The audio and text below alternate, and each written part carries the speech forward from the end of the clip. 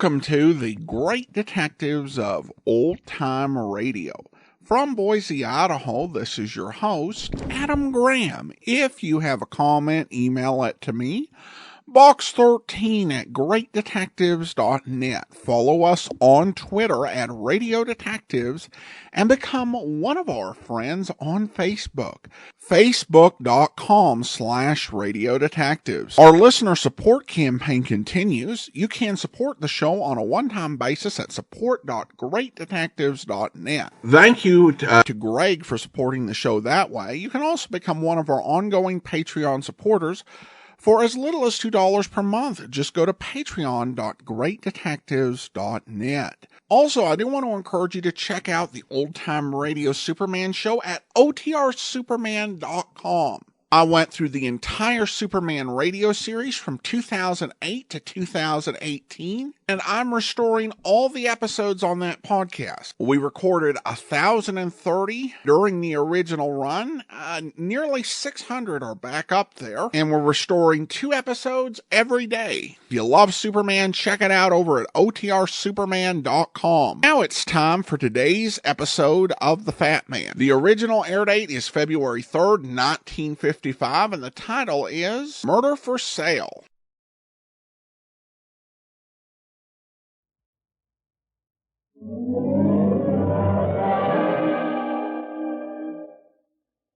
There he goes into that drugstore. He's stepping on the scale. Weight 239 pounds. Fortune, danger. Who is it? The Fat Man.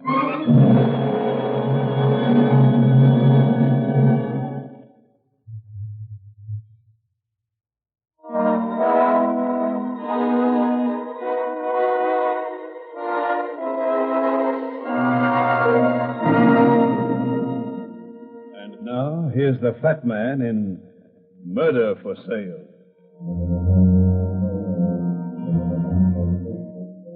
Often that a woman shows up as an important figure in what we call organized crime. However, occasionally an exceptionally clever and attractive woman turns her abilities to crime on a big scale.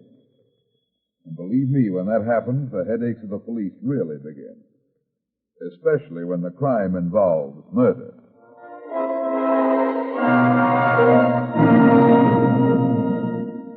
The printing on the frosted glass door said Oliver Winkler Enterprise Incorporated.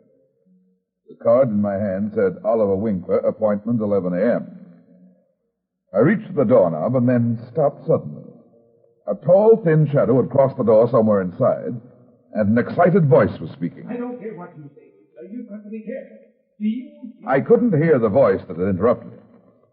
It finished whatever it had to say, and the first one continued. All right, have it your way, but remember, I warned you. Don't ever say I didn't. And don't forget this either.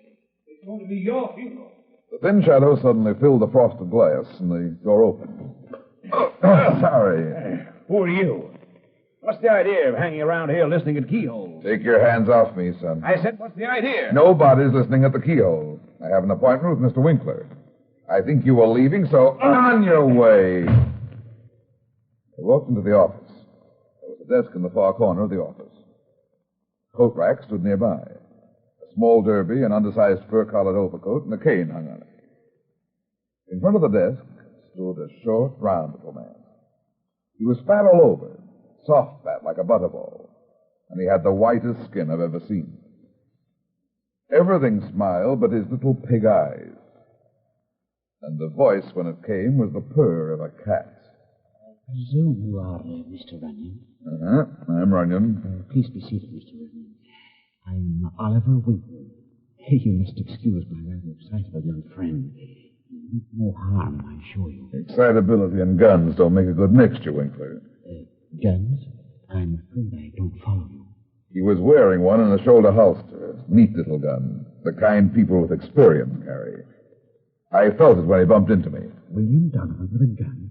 It's difficult to believe. Oh, but of course, that would explain... Yeah, go on. Yes, of course. It has to do with my purpose in calling you here this morning, Mr. Runyon. Just why did you call me, Winkler? I'll be as brief as possible, sir. My life has been threatened. I feel that such a person as yourself might be helpful in preventing, shall we say, an unfortunate accident. Who threatened your life and why? I am a businessman, Mr. Runyon. Such I cannot afford the luxury of maudlin sentimentality. Naturally. What is your business? I noticed the sign on your door says Enterprise Incorporated. What's that? Enterprise Incorporated is an investment and finance company. Not a bank. Oh, no. We merely invest money, our own, of course, in various businesses. We take mortgages and so forth. Sort of personal finance, eh? Call it that if you wish. However, the real bulk of our business is rather more in the speculative investment line. I see. So somebody you've loaned money to has threatened your life. Let's put it this way, sir. Someone whose knowledge of business matters is extremely limited has suffered a most unforeseen and unfortunate accident, which benefits this company, and, as the saying goes, leaves her more or less in the cold. A woman? Precisely. What was this accident you mentioned? The death of the unfortunate woman's husband. I don't get it. Let me explain. Since the war, it has been a policy of my company to lend various sums of money to veterans for the purpose of buying homes. Our terms are extremely liberal because I feel these lads are entitled to all the help possible and have therefore been quite in demand. However, as I have already told you, I am first and foremost a businessman. Yeah. What was the catch? The catch, as you put it, was merely this. In each contract of mortgage drawn for these transactions, there is a provision that regardless of the number of payments made to this company, if any money was still due to us, the mortgage prophecy reverted to us in the event of the mortgage's death. In other words, even though the heirs of the mortgager wanted to continue the payment, the property still reverts to you. And the money previously paid back also remains yours. Exactly. You see, since the terms were so liberal, these veterans so young and healthy, I felt that the company was entitled to such an insurance. I see your point. A moment ago, you asked if we were a bank. Actually, we are more of an insurance company in regard to these loans. We only stand to win in the event of death. Gruesome gambling. What? Skip it. What's the woman's name who threatened your life? Mrs. Etta Goodman. Here is her address. She is living in a mortgaged house, but of course will not have to vacate. She apparently knew nothing of the agreement, and when informed of it, she came here and made her rather dire threat on my life. That was yesterday. By the way, Winkler, what caused Goodman's death? A bullet through the brain. Either. No, Mr. Runyon. Roy Goodman committed suicide.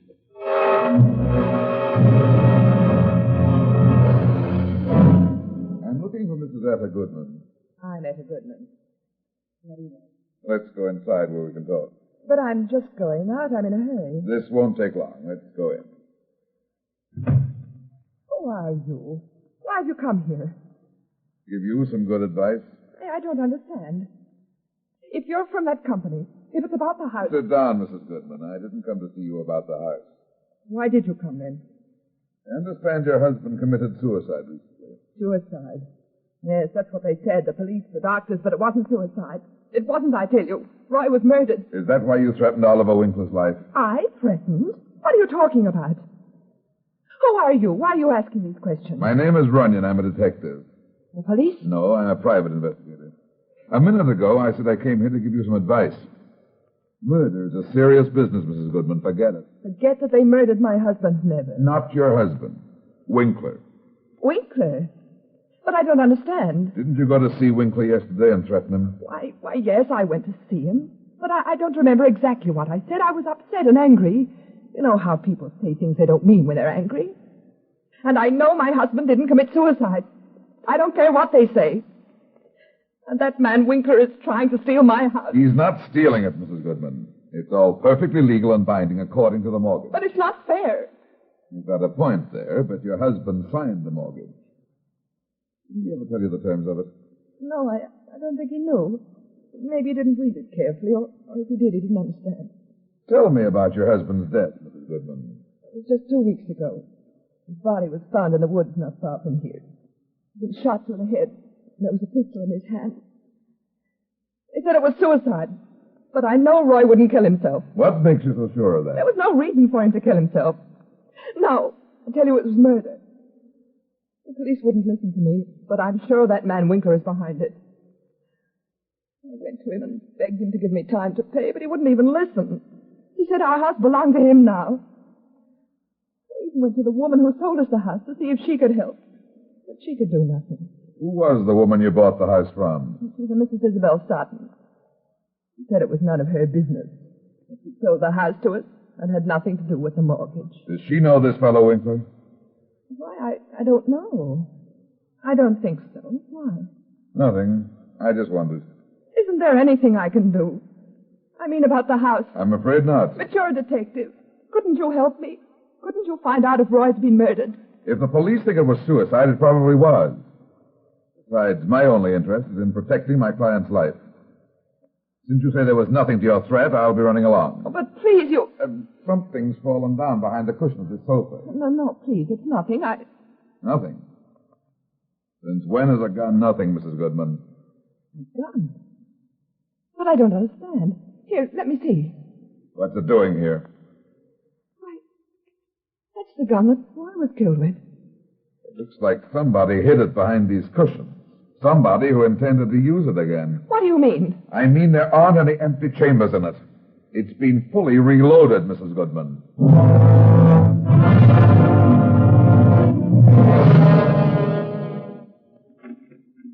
How do you do, Mrs. Sutton? If it's a house you're wanting to buy, young man, you've come to the wrong place. I haven't a thing on the market right now. But if you care to leave your name... I didn't come to buy a house, Mrs. Sutton. I want to ask you some questions about the one you sold to Roy Goodman. Why? I'm just inquisitive. I believe you sold a house to a Mr. Roy Goodman several months ago. Goodman? Goodman? Oh, yes, now I remember Goodman. Yes, I did sell him a house. Poor fellow committed suicide recently, didn't he? His wife seems to think he was murdered. Murdered? She thinks so because a man named Winkler stood to get Goodman's house, the one you sold him, in case of his death.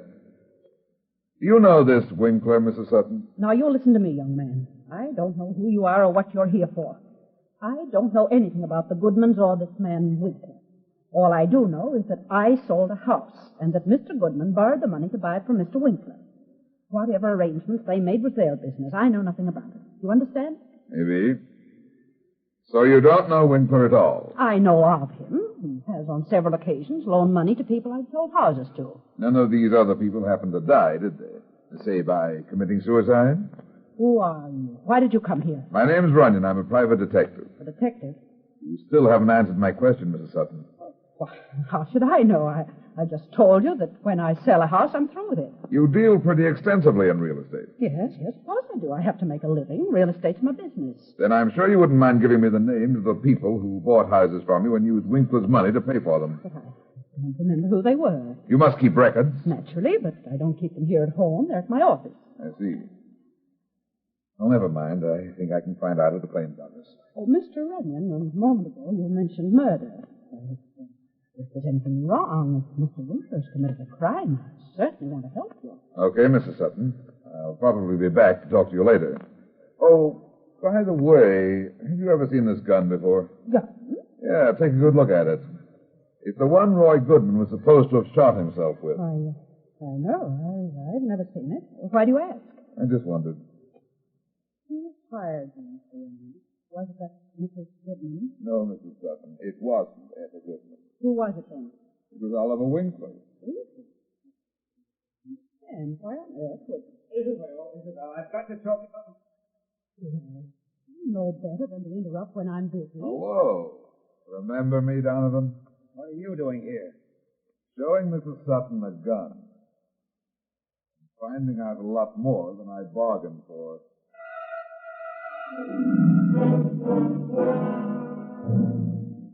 I'm sorry it took so long to find these files, Mr. Runyon, but with no more to go on than we gave the claims office, it took us time.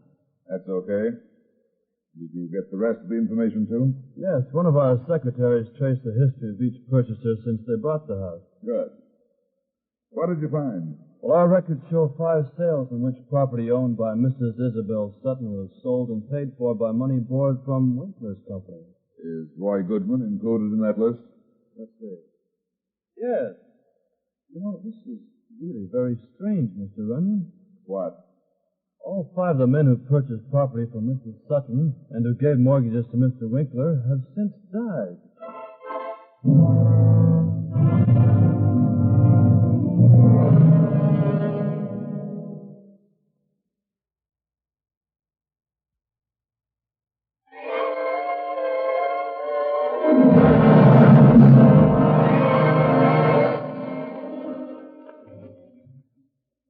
Good afternoon. Can I help you?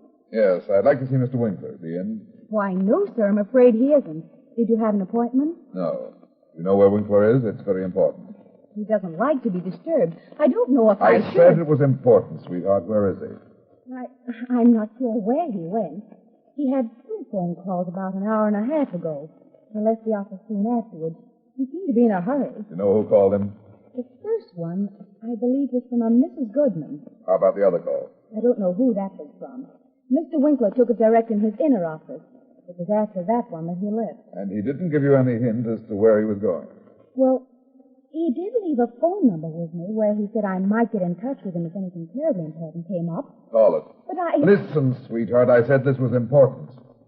If you ever want to see your boss alive again, you'll do what I tell you. Alive? What do you mean? I've got to find him quick.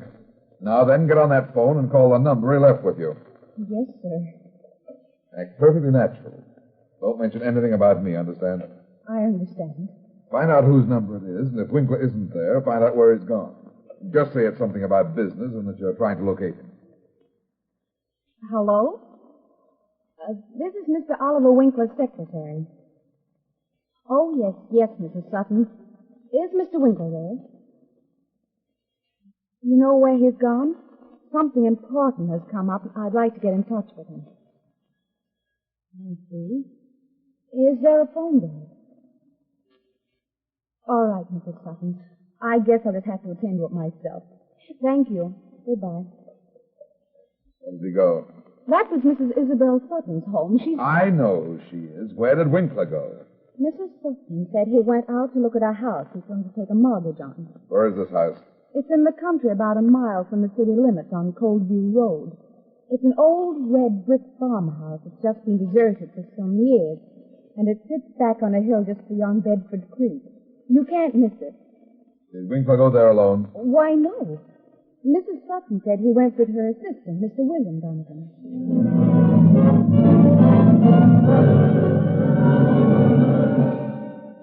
It was already dark when I left Winkler's office, and the rush hour traffic was just getting underway. Even so, I made fairly good time and cleared the city limits 35 minutes later. I swung my car off the main road and bumped along through a dark natural tunnel formed by tall, overhanging trees. 5 minutes later, the glare of my headlights picked out a small wooden bridge 100 yards ahead. That would be Bedford Creek. According to Winkler's secretary, the farmhouse lay just beyond the creek. I slowed down, rattled across the rickety bridge, and pulled off the side of the road into a clump of trees. I walked slowly up the drive. The house came into view. It looked empty, dismal, and dark. On the porch, I stopped for a second and listened. There was no sound. I tried the front door and found it unlocked. Taking my time, I eased inside, snapped on the flashlight, and played it slowly around. I was in a musty, dust-covered hall. Cobwebs hung from the ceiling, and a well-worn staircase leaned drunkenly against the second floor. An open door stood on my left, led into what was evidently the living room.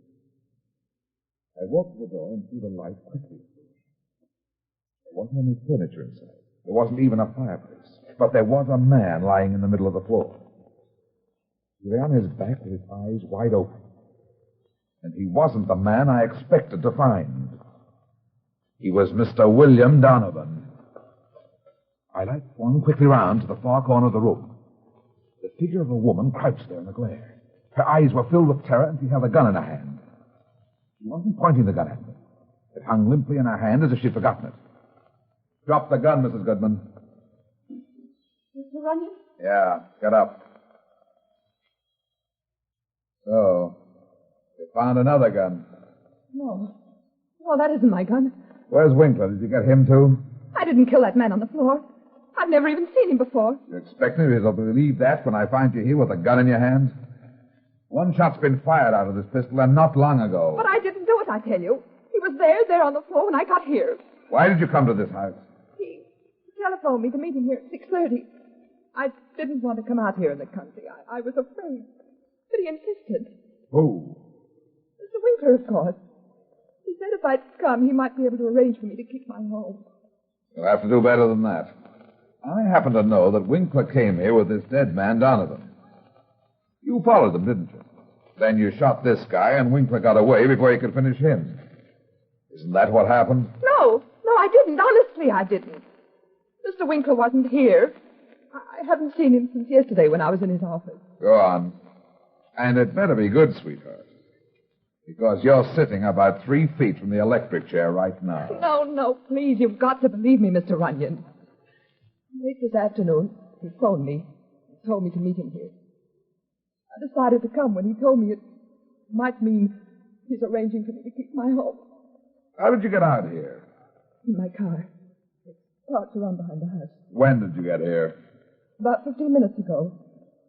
The house was dark like it is now. I had a flashlight in my car, so I parked and came around to the front.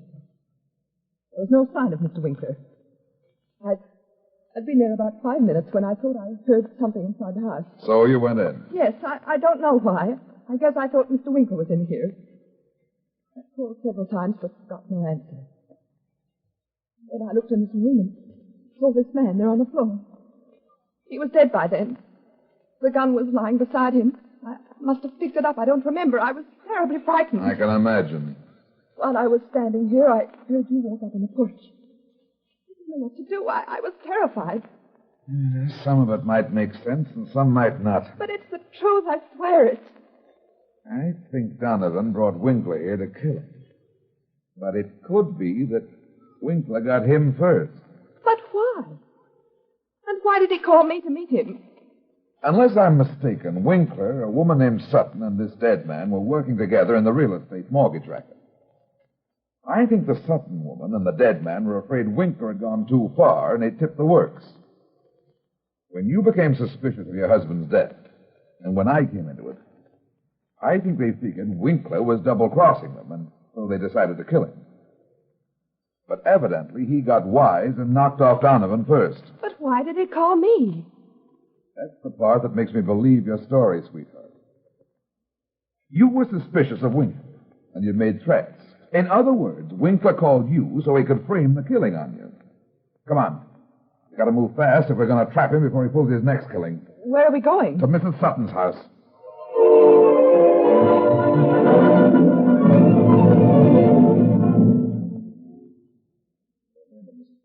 Let me do the talking. No matter what I say, you agree with me. You understand? Yes.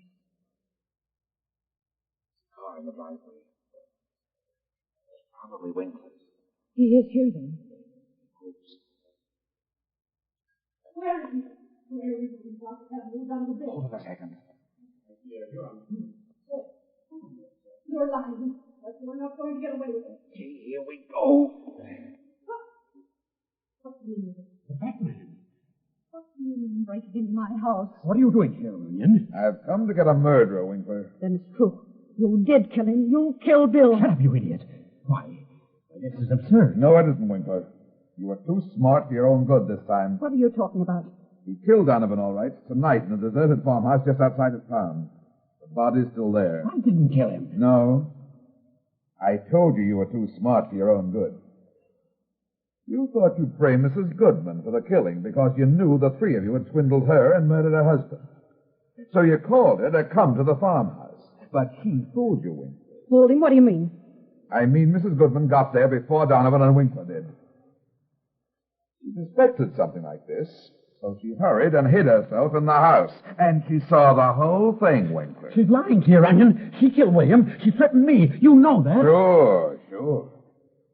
You were banking on that, weren't you, Winkler? Now, listen to me, Runyon. Listen, So you did kill Bill, you dirty, double-crossing little fool. No, Isabel, no. Don't you see what he's doing? I only see what a little rat you are. You're right, Mr. Runyon. He's a murderer. He saw to it that all those purchasers died. Accidentally. After they mortgaged their homes to him. She's lying. She was behind it. It was her idea. Oh, no, Oliver. Not my idea. Perhaps I'm guilty of helping you. But if I can see you in the electric chair, I'll gladly take my own punishment. You're insane, Isabel. Don't believe her, Runyon. Don't believe her. Shut up. Can you prove he's the murderer, Mrs. Sutton? Of course I can prove it. I have all the papers to prove it right here in my desk drawer. You may have them gladly. She's got a gun. Yes, my dear. I have a gun. I told you she'd take it. I tried to warn you. Quiet, Oliver. I'm going to kill you. I'm going to shoot you just like you shot Bill. No, Isabel, please. Put that gun away. Don't be a fool, Mrs. Sutton. I know what I'm doing. You're going next, Mr. Runyon. No, Isabel, no. Goodbye, Oliver. And now, Mr. Runyon, you... That scream came in very handy. Now, give me that gun. No. Let go of me. Let go. I can't. My arm. You're breaking my arm. Get that gun, Mr. Runyon. Yes. Give it to me. Now, Mrs. Sutton, I'll hold the gun a while. You saved the state some trouble by disposing of Winkler. And to just put you right in the electric chair, Mrs. Sutton. Oh, Mr. Runyon, I was so frightened. I don't know what happened. Skip it, sweetheart. You saved my life. If you hadn't startled her by screaming, I'd be lying there dead by now. Okay, Mrs. Sutton, let's go. They did murder my husband, didn't they? Yeah. There's one thing you won't have to worry about now. What?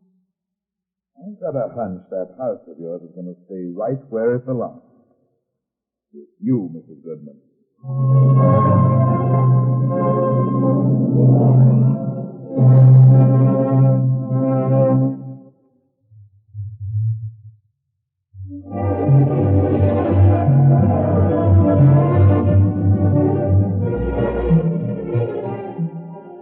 Well, that's that. It seems I spend my life in getting into trouble and getting out of it. But at the same time, I generally manage to get some other people in and out of trouble, too.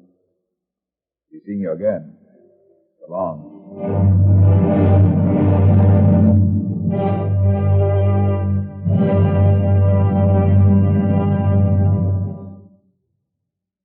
Welcome back. Well, this week's villain's plan falls into a unique category. You know, sometimes we get evil plans, just monstrous plans that stand to make our villain a fortune if they follow it. But they are so unscrupulous and so reprehensible in their consequences.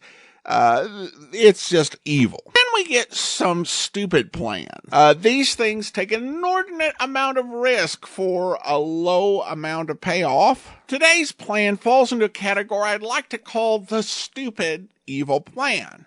Because it is absolutely evil to kill all of these people, but it's incredibly stupid to be doing it for the reason that our killer is doing this. Because they're not making a whole lot of money on this. Because if I'm understanding this correctly, they kill the person who buys the house a few months after they bought it, and they get to keep all of the money that they paid. They get to keep the equity. So essentially they get the down payment, which back then tended to be very high, like 10 to 20% of the purchase price. And they get a little bit of payment amount. I mean, essentially you're looking at $2,000 or $3,000. And while it's true that people have been killed for less, doing it on an organized basis seems really ludicrous. Because this is bound to be discovered. You've got multiple partners involved and are not going to get to keep all or even close to all of the